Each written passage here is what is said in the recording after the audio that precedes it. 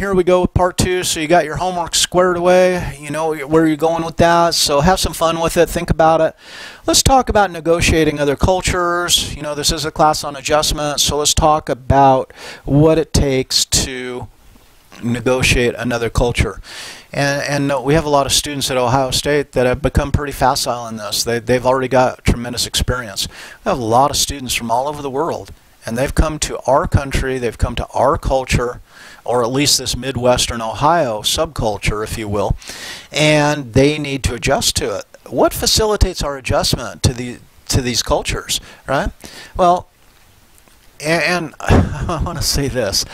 You know, many of us look and we say, my God, there's a lot of students here from other countries and other cultures, and sometimes, you know, they struggle.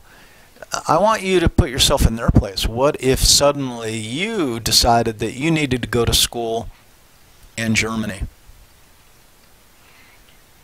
Or Vietnam had a program of education that you needed to go into, right? What would that be like for you? And could you actually pull it off? Do you think you could negotiate it? It's amazing. Imagine, just think about being from a different culture and coming to our culture and doing school here.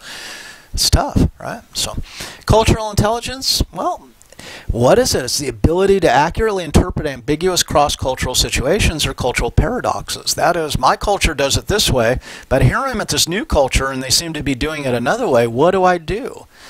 My behavioral response, my choices are ambiguous. What do I do? How do I figure this out? People with cultural intelligence are able to tap into these situations and kind of figure it out and thrive. Now, I talked about Will Maddox and the ripple effect. Think about this. Will went to he went to Japan after he graduated from Johns Hopkins with his bachelor's degree in psychology. He goes and he lives in Japan for 4 years, which is certainly a different culture than the United States. He meets a woman, he marries her. They come back to the United States so Will can go to graduate school, and that's where I meet him at Ohio State.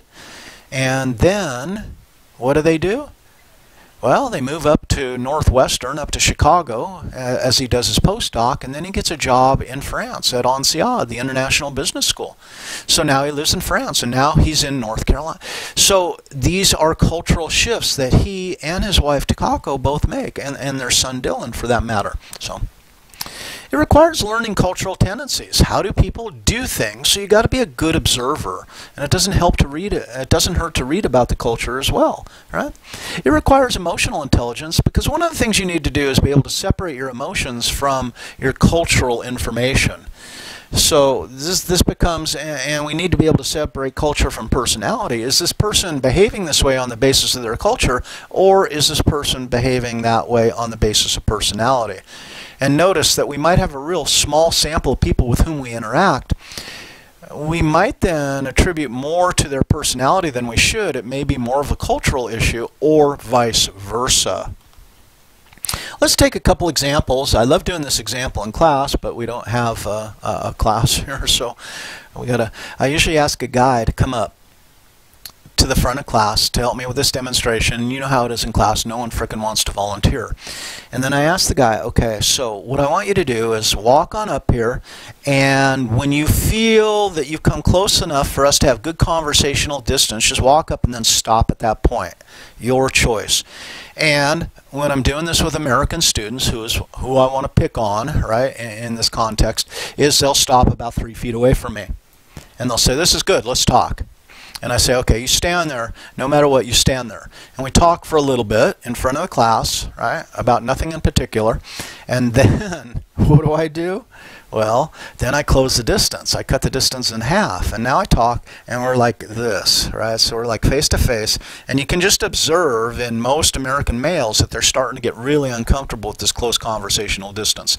And then finally I say, why don't we pretend we're in the Middle East? And then I step up so that we're actually touching as I speak to him, right? Can feel his breath, my breath on his face, and that's usually when people have to back up. Americans can't take it. This interpersonal distance is a cultural component. That is, people of different cultures set themselves up to converse at different interpersonal distances. Here's the deal. if you're going to do business in a close-talking culture, you got to get used to it. If you want to build good rapport and make good relationships with people there. If people talk from 6 inches away, that's how you need to talk, or you appear untrustworthy.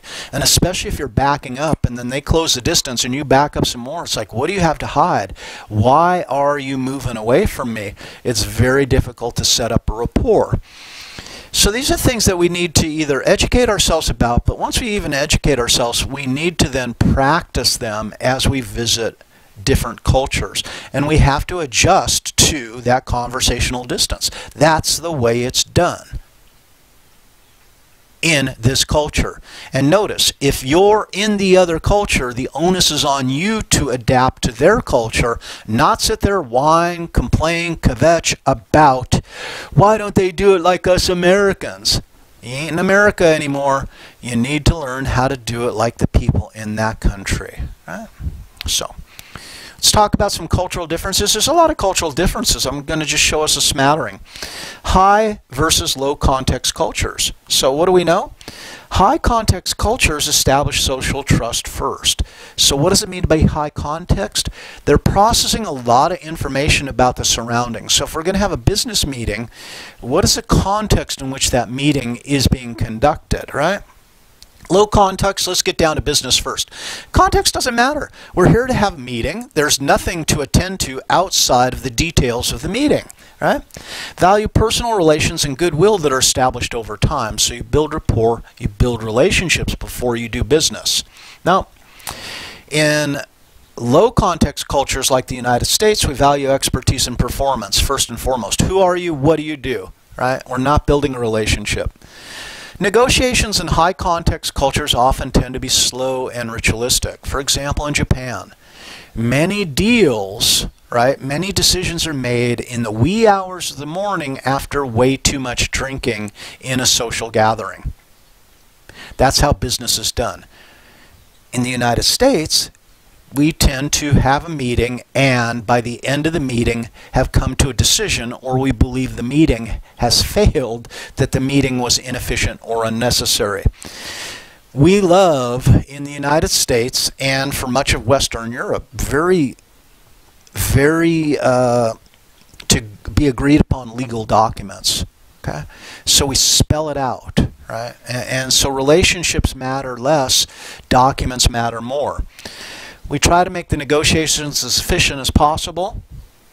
Now, negotiations that are slow and ritualistic, the Chinese, the Germans, we're a lot like the Germans in this regard. We get down to business, right? Koreans, so you can see the collectivist cultures tend to have these negotiations that are slower and ritualistic. The Swiss, the timekeepers, the time makers, the watchmakers, right? By the numbers, okay? So, if you want to do business in different countries, you need to understand what the expectations are for how business is done in those countries. Okay? So, travel, what are the cultural exposure benefits? I don't know anyone who almost loves to travel as much as my wife does. This pandemic is really kind of hurt her. She's taken a week's vacation because she's got a ton of vacation and she's got nowhere to go. So she's at home for this week's vacation. I feel so bad for her, right? What do you get when you travel? Well, you get to learn about your culture while you're learning about other cultures, right?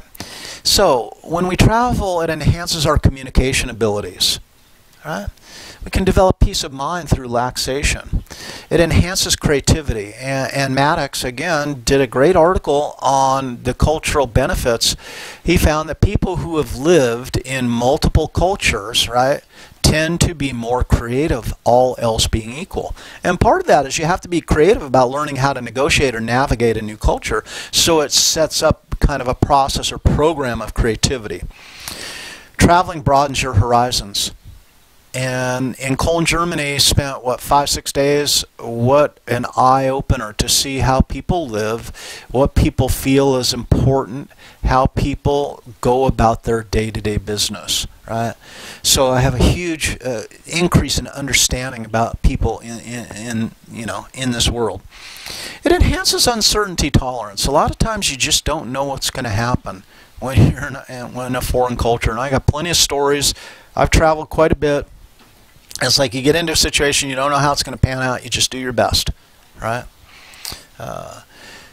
I remember trying to find a rental car return in Luxembourg, and we weren't finding many people who spoke English in Luxembourg. My wife was worried about it, and finally I just found some guys, and I got this tiny amount of French, you know, from high school French, and I found someone who spoke a little French, but mostly, to be honest, I am doing pantomime, I'm making gestures, I'm trying to, you know, this is a rental car, and I point to the rental sticker on the car, and I say, you know, take it back, right? But we negotiate and we figure it out, and they say, it was funny this one time, because I remember the guy finally understood. It's like, oh, rental car, you want to return? I'm showing him the paperwork, etc., right? Some construction worker out on the street.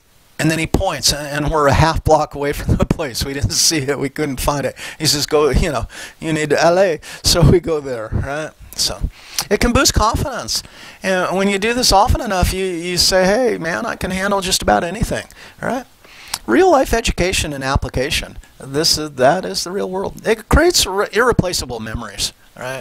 And so many great memories. It can be fun, but it can be hardship as well. But it also, I think, most importantly, enhances our understanding of ourselves. Who am I? Right? I mean, really authentically. Let's strip away maybe, you know, my hidden aspects of culture and make those obvious and understand how they affect or influence me. Now, when you travel, right, there are certain, you know, downsides too, challenges that you have to adjust to, and one of those is language. And if you don't have much language, you got to do your best. And some places it's better than others. You know, I think the students in our time abroad in Germany, especially, students were really worried they weren't going to be able to communicate. But I'll tell you what, in a big city like Cologne in Germany, what, maybe 30–40% of the people speak English to some degree, to some extent, right? English is a relatively universal language, you know, so often we can get by with it. Although learning some phrases and now with the technology that can translate kind of on the fly is pretty cool too. Jet lag, so you just got to learn how to deal with jet lag. Usually I found my best solution to jet lag is when I land, if I've flown east, right, which means I'm losing time, I just stay up. So I skip a night's sleep, and then I'm ready to go to sleep the next day. Your mileage may vary. Do what you think. Understanding the money. And one nice thing about traveling in Europe has been, you know, with the euro, traveling in Europe, the first time I traveled in Europe was, what, was it pre-euro?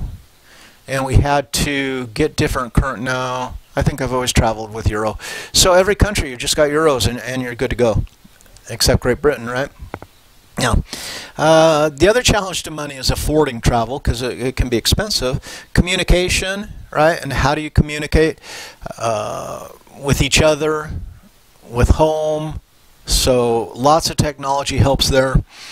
The anxiety of the unknown, but that's often a good thing, because the anxiety doesn't necessarily kill us. So we get over it, and we become more robust human beings as a result of experiencing it.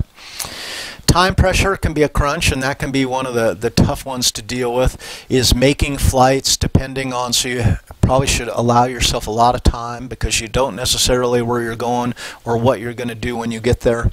And then food can be a challenge. This might not be the food that you're necessarily used to, so what do you do about that? And that's kind of a personal statement or a personal issue, right? But the anticipation of travel, kind of a cool picture, especially if you're a Van Gogh fan. Okay. Now the foreign assignment cycle, this is kind of what I'm talking about. Well, do you get assigned? And for many folks, you're going to find that this is probably on your horizon, that you may be working in a foreign country for a certain amount of time as part of your work responsibility, right? So reassignment, well, okay, so what do we say? Home country experiences, selection and training, develop unrealistic expectations. So then we go and we get to the new culture where we're going to work. We arrive and we adjust, and we go through that process called culture shock. beginning to understand how different this place is than the place I'm from. Also becoming aware of how culture has made me who I am, right? And then settling in and acculturating, and one of the big adjustment challenges here is maybe you have lack of support from your employers, depending on the company, right? And then you come home.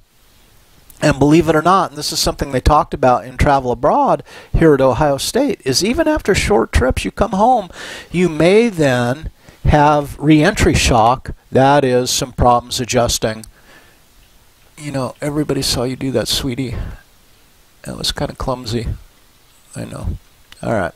So, return and have problems adjusting. You know, and one of my favorite things about Germany is the Autobahn, the highways. They're meticulous, they're clean, they're neat, they're well organized. They change the speed limits, and they have electronic speed limit signs depending on the traffic conditions. It's just so organized and so efficient, right? That coming back and then driving in the United States is kind of like, oh my God, this is a nightmare. This is a bunch of maniacs, right? It's not very efficient or well organized. Strange, huh? Because the United States is better than any other country. No, it isn't, right? We share benefits and we share, you know, deficits. So it all depends.